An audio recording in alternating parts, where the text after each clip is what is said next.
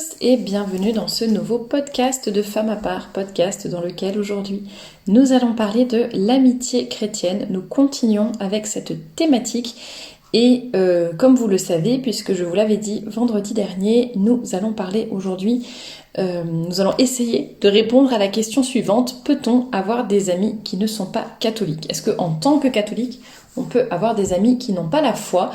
C'est la question à laquelle nous allons essayer de répondre ensemble aujourd'hui. Alors si vous n'avez pas écouté le podcast de vendredi dernier, je vous invite à l'écouter. C'est dans ce podcast que j'ai présenté la thématique, que j'ai rappelé l'importance d'avoir des amis, et de vrais amis, des amitiés saines, des amitiés chrétiennes, etc.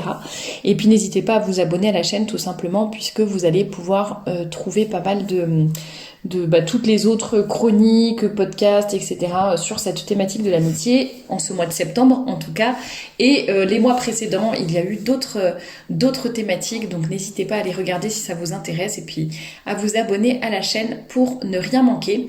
Alors de base, c'était une discussion, peut-on avoir des amis non catholiques?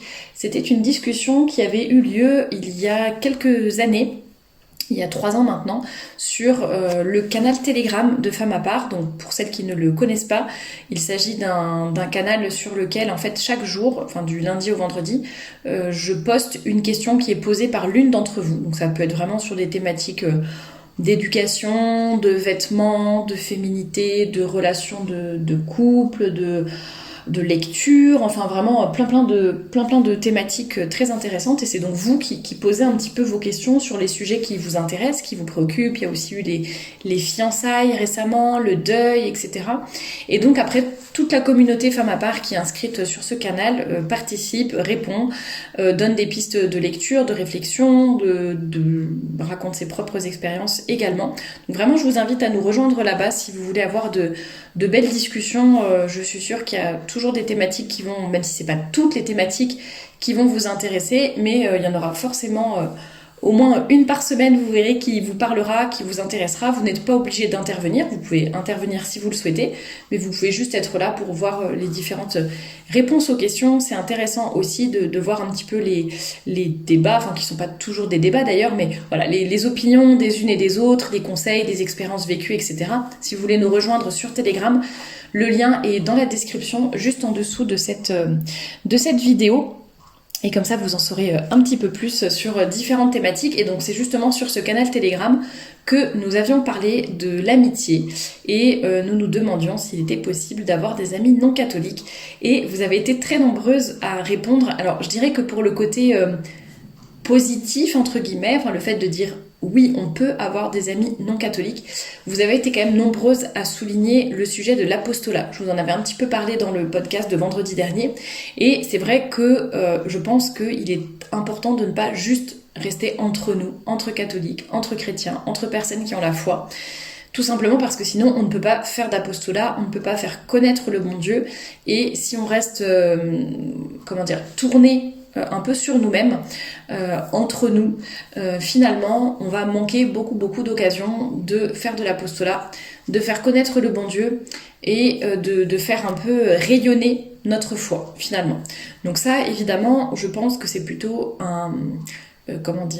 une raison pour laquelle il est tout à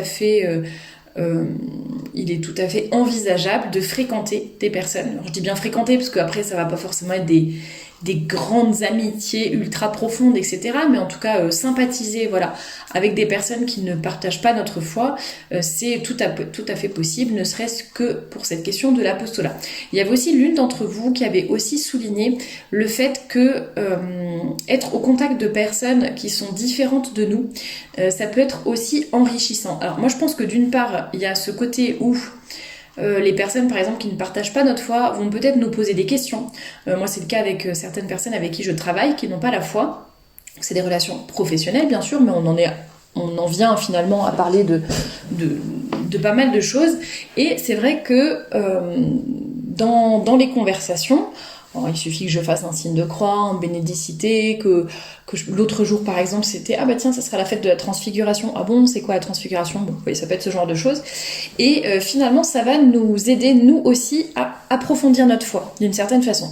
Parce que quand on a eu la chance d'être né dans la foi catholique, d'avoir été baptisé bébé, de grandir, d'avoir une éducation vraiment catholique et d'être pratiquant depuis tout petit, on a beaucoup reçu, mais c'est vrai qu'il y a beaucoup de choses qui sont aussi peut-être des automatismes ou qu'on n'a pas forcément approfondi, qu'on ne s'est pas forcément approprié. Je dis pas forcément, enfin c'est pas forcément le cas, mais ça peut être le cas. Et c'est vrai que d'avoir certaines questions, ça va nous pousser un petit peu dans nos retranchements, ça va nous aider à fouiller un petit peu le catéchisme, pourquoi pas à poser la question à notre directeur spirituel ou un prêtre de notre paroisse. Voilà, on va se dire, ah mais oui c'est vrai, c'est une bonne question ça, et puis ça va nous pousser peut-être dans certaines lectures, ça va nous apprendre aussi à soutenir un débat, à dire les bonnes choses au bon moment, donner les bons exemples, etc. Donc de ce côté-là, je pense que ça peut être également enrichissant pour nous. Enfin, déjà, il y a comme j'en ai parlé juste avant, donc il y a le côté apostolat. Donc ça, c'est plutôt par rapport aux autres, donc à ces personnes qui ne sont pas chrétiennes. Mais donc il y a aussi cet avantage potentiel par rapport à nous, à notre foi. Ça peut aussi nous forcer à l'approfondir et à être vraiment, aller au bout des choses et à nous poser les bonnes questions. L'une d'entre vous soulignait aussi le fait que si ce sont juste des relations un petit peu des inclinations, des sympathies, bon, pourquoi pas. Moi, je pense surtout au domaine du travail, parce que je crois que c'est aussi dans ce domaine-là, ou même parfois dans le sport, par exemple, si vous avez une pratique sportive en club ou autre, vous pouvez être amené à côtoyer des gens donc, qui ne partagent pas votre foi, mais que vous allez côtoyer très souvent. Vous allez forcément tisser des liens, et ces personnes ne seront pas forcément catholiques, mais voilà, ce sera des relations sympathiques, des personnes avec qui vous allez échanger comme ça. Donc voilà, pourquoi pas, mais comme l'une d'entre vous l'avait souligné à juste titre, dans ces cas-là, c'est pas forcément des amitiés à proprement parler, c'est plutôt des relations, des copains, des copines, mais ça ne va pas forcément plus loin. Et puis, alors il y en a l'une d'entre vous qui disait que de toute façon, en général, si nous on était bien droit dans nos bottes et que on était, bien convaincus par rapport à notre foi, finalement, en général, ça fait le tri d'une façon assez automatique, entre guillemets, parce que forcément, quand il y a certains sujets qui viennent sur le tapis et que l'on commence à débattre de telle ou telle chose, que ce soit des sujets de société, d'éthique, de morale, bon, voilà, en général, il y a des personnes à qui ça ne va pas plaire du tout. Et justement, quand ce sont vraiment que des personnes assez éloignées et qui ne vont pas s'intéresser et qui ne vont pas chercher vraiment à comprendre, etc. Bon, finalement, le tri va se faire par lui-même, puisque quand vous allez donner votre opinion, enfin qui n'est pas une opinion, enfin dire la vérité sur certains sujets, il y a des personnes à qui ça ne va pas plaire et qui finalement vont s'éloigner de vous. Et donc ça c'est une chose, hein, c'est que le tri se fait par lui-même. Et plutôt dans les arguments contre, ou en tout cas qui demandent vraiment beaucoup de prudence par rapport à une vraie amitié profonde avec des gens qui ne sont pas catholiques, vous avez été quand même nombreuses à dire que d'une part en fait le monde dans lequel on vit est tellement difficile et tellement finalement éloigné de la foi que finalement c'est en fait, on va être obligé au quotidien, finalement, de côtoyer un certain nombre de personnes qui ne partagent absolument pas nos idées, d'être dans une société qui, de façon générale, est anticléricale, antichrétienne, etc. Que finalement, ça fait quand même beaucoup de bien d'avoir de vraies amitiés et des gens qui sont catholiques, qui pensent la même chose que nous, qui vont nous soutenir, qui vont nous tirer vers le haut. Ça va être, comme l'une d'entre vous disait, c'est vraiment une bouffée d'oxygène, quoi, de se retrouver entre personnes à qui on n'a pas besoin de tout expliquer, qui vont être d'accord avec nous, qui vont comprendre finalement quelles sont nos préoccupations, qu'est-ce qu'on va vouloir faire, ou nos préoccupations par exemple par rapport aux écoles des enfants, aux écoles catholiques, à l'éducation, etc. Et donc c'est vrai que c'est tout à fait reposant finalement quand on a de vraies amitiés profondes, et bien avec des gens qui partagent notre foi. Eh bien ça va vraiment nous aider, puisque déjà on a un certain nombre de tentations et de dans cette société, on est confronté en permanence au mal, à la laideur, etc. Et ça va nous aider justement d'avoir des amitiés qui nous élèvent.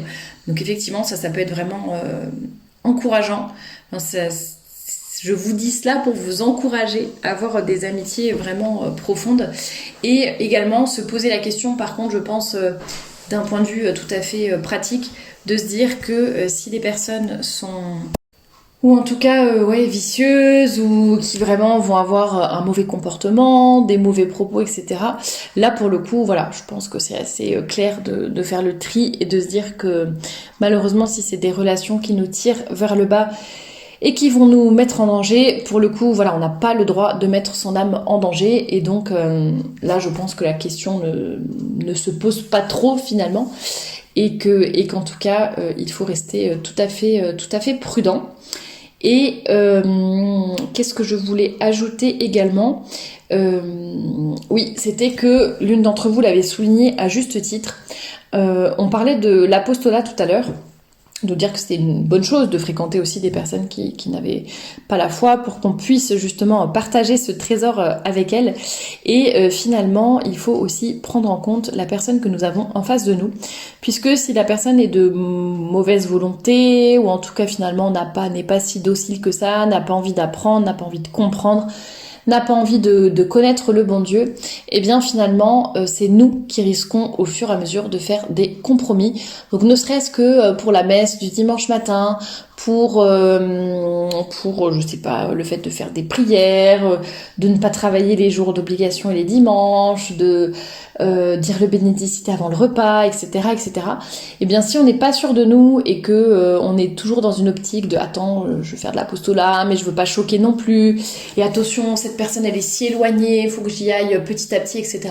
Et bien finalement c'est nous qui allons au fur et à mesure faire des compromis et qui allons devenir de plus en plus païens. Tout ça parce qu'on n'a pas envie de choquer certaines personnes, on n'a pas envie d'être trop rentre-dedans, ou d'être trop, voilà, on veut y aller petit à petit avec elles, etc. Et finalement, c'est nous qui allons faire des compromis sur notre foi. Donc ce que je vous conseille peut-être de faire, c'est de réfléchir, donc certaines amitiés que vous avez, ou fréquentations avec des personnes qui n'ont pas la foi. Réfléchissez, est-ce qu'avec ces personnes, vous êtes à l'aise et vous êtes vous-même?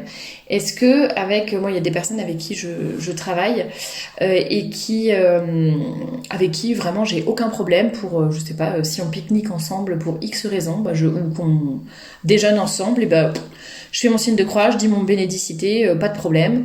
Si on passe devant un calvaire ou une église, je fais mon signe de croix, pas de problème. Si non, c'est vendredi, je peux pas manger de viande, je le dis. Et ça ne me pose... Alors ça veut pas dire que je vais imposer ma foi, que je vais ne parler que de ça, que je vais bassiner la personne avec ça, pas du tout. Mais quand ça se présente dans la journée, ou voilà, selon la configuration, selon la conversation, etc., en fait je vais vraiment pas du tout hésiter. Alors ça veut pas dire que voilà, je vais pas parler en permanence, mais si ça se présente, voilà. Et ça, je pense que si vous êtes à l'aise vraiment avec la personne et avec votre foi, eh bien ça montre que a priori ce n'est pas vous qui vous n'allez pas faire trop de compromis, etc. Ça n'empêche pas la délicatesse, faire les choses petit à petit, etc. Mais voilà, au moins vous êtes capable de dire les choses, de faire les choses et de garder le cap. Si au contraire, dans certaines amitiés, vous vous rendez compte que non, finalement tant pis, je vais un peu finalement tergiverser, et puis le dimanche, s'il faut qu'on travaille, on travaillera, parce que je veux pas non plus passer pour la sainte Nitouche qui est tout le temps en train de dire on travaille pas le dimanche, on mange pas de viande le vendredi, il faut faire la prière, le bénédicité, nanana. Et en fait, on n'a pas envie de passer pour la sainte Nitouche, on n'a pas envie de partir dans un énième débat, d'expliquer, de passer pour la fille qui vraiment trop rigide, a trop de petites manies, de petites habitudes, qui suit bêtement les commandements de son église pour pas, mais des trucs sans intérêt, on s'en fiche complètement, elle est un peu bébête, etc. Vous voyez, si on est un peu dans cet état d'esprit-là, d'avoir cette peur du jugement, du regard des autres, et qu'on est en permanence en train de s'adapter, je pense que c'est mauvais. et que c'est des relations probablement à couper, ou en tout cas des personnes à ne pas voir trop souvent. Moi, je sais qu'avec mes collègues, par exemple, mes anciens collègues tout du moins, j'avais aucun mal à parler de la foi. Par contre, effectivement, je me restreignais sur certains sujets ou certaines choses pour pas non plus rentrer tout le temps dans des débats. Mais quand ça se présentait, que le contexte était plutôt favorable, pourquoi pas, mais selon les personnes qui étaient en face. Mais en fait, je savais que c'était des personnes qui, de toute façon, ne seraient jamais vraiment convaincues. Enfin, disons, en tout cas, pas par moi. C'était la grâce du bon Dieu, quoi. Donc, quand ça se présentait, voilà, j'essayais d'être un bon exemple, ça, de toute façon. Si ça se présentait qu'on me posait une question, voilà. Après, je rentrais pas forcément dans des grands et longs débats et longues discussions. Et par contre, c'est des personnes que je ne fréquentais pas trop. Parce que finalement, à force de... Bon, déjà, on se voit toute la journée. Alors, si en plus, le soir, on sort, on boit des verres, et puis on n'a pas du tout le même style de vie, la même hygiène de vie, ni quoi que ce soit, et puis si c'est juste des conversations en fait qui vont nous tirer vers le bas et qui vont faire qu'après je vais rentrer, je serai fatiguée, donc j'aurai pas le courage de dire ma prière, donc le lendemain matin j'aurai pas le courage de me lever pour aller à la messe en semaine, etc. Enfin, vous voyez, ce genre de choses. Bon, je pense pas qu'il y ait un grand bénéfice à passer des jours et des soirées avec certaines personnes. Donc on fait ce qu'on peut au niveau de l'apostolat, etc. Mais ça ne veut pas dire qu'on doit être collé uniquement à ces personnes. Et c'est là qu'il faut vraiment garder l'équilibre, faire attention, être capable de faire de l'apostolat, mais tout en se protégeant soi-même. Je pense que le premier devoir charité bien ordonnée commence par soi-même. Et donc on doit déjà nous faire attention à garder notre foi, à la maintenir, à l'entretenir, à avoir une bonne relation avec le bon Dieu avant de vouloir aller convertir la terre entière. Voilà, soyons déjà solides sur nos appuis, j'allais dire, et le bon Dieu pourra faire le reste. Ça ne veut pas dire qu'on ne les fréquente pas du tout, mais gardons peut-être une juste mesure. Et puis comme l'une d'entre vous le soulignait vraiment à juste titre, finalement, il faut aussi savoir faire la différence entre les amis intimes avec qui on partage tout, à qui on demande des conseils, les personnes qui vont vraiment être notre boussole un petit peu morale ou pour la foi, et les personnes qui sont juste des connaissances, comme je disais, des copains, des copines, des collègues, voilà, qu'on fréquente, mais un peu plus de loin, entre guillemets. Et donc choisissez bien vos amis desquels vous êtes proches, les amis qui vont vous conseiller, les amis vers qui vous allez vous tourner lorsque vous aurez une question, une préoccupation, un dilemme important au niveau de la foi ou de vos choix de vie, et où vous avez besoin de quelqu'un qui est là.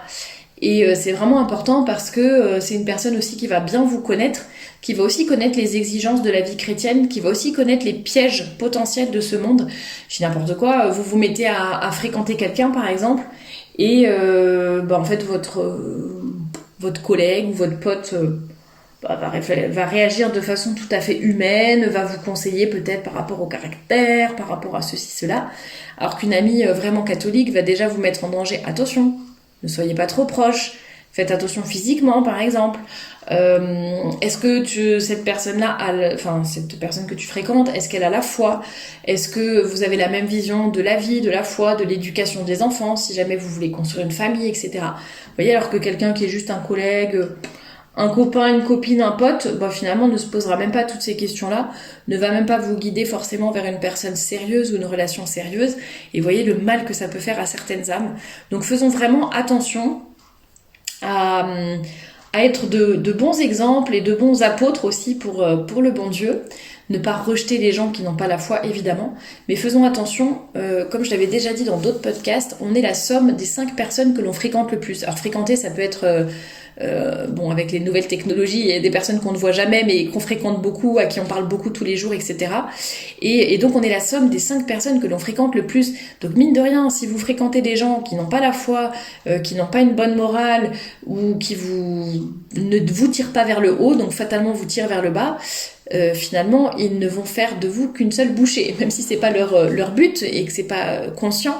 Mais faites vraiment bien attention aux personnes à qui vous parlez le plus, aux personnes que vous allez voir le plus, puisque vous êtes la somme de ces personnes-là et que ce sont ces personnes qui vont finalement vous tirer vers le haut ou vous tirer vers le bas. Donc vraiment, je dirais, en matière d'amis non catholiques ou catholiques, je dirais que la prudence vraiment prévaut. Faites attention à votre âme, faites attention à votre foi. Tout est une question d'équilibre. Encore une fois, si vous avez une ou deux personnes comme ça que vous fréquentez beaucoup, qui ne sont pas catholiques mais que les autres le sont, et que voilà, ça vous fait quand même solides appuis et des personnes qui veillent, et puis vous faites de l'apostolat d'un autre côté, eh bien c'est très bien. Mais faites attention à votre âme, faites attention à vos fréquentations, faites attention aux fréquentations de vos enfants. Ne soyons pas psychorigides à nous dire que on a besoin du livret de famille avec la date de baptême, etc. Et vraiment être sûr avant de fréquenter quelqu'un. Non, c'est pas ça le sujet non plus. Mais faisons attention afin de nous protéger, de protéger notre âme et de toujours progresser vers le bon Dieu. Et nous-mêmes, soyons de bons amis pour les autres, tout simplement. Je vous retrouve la semaine prochaine pour un nouveau podcast. Merci de m'avoir écouté jusqu'ici. Et on continuera sur cette thématique de l'amitié la semaine prochaine. À bientôt!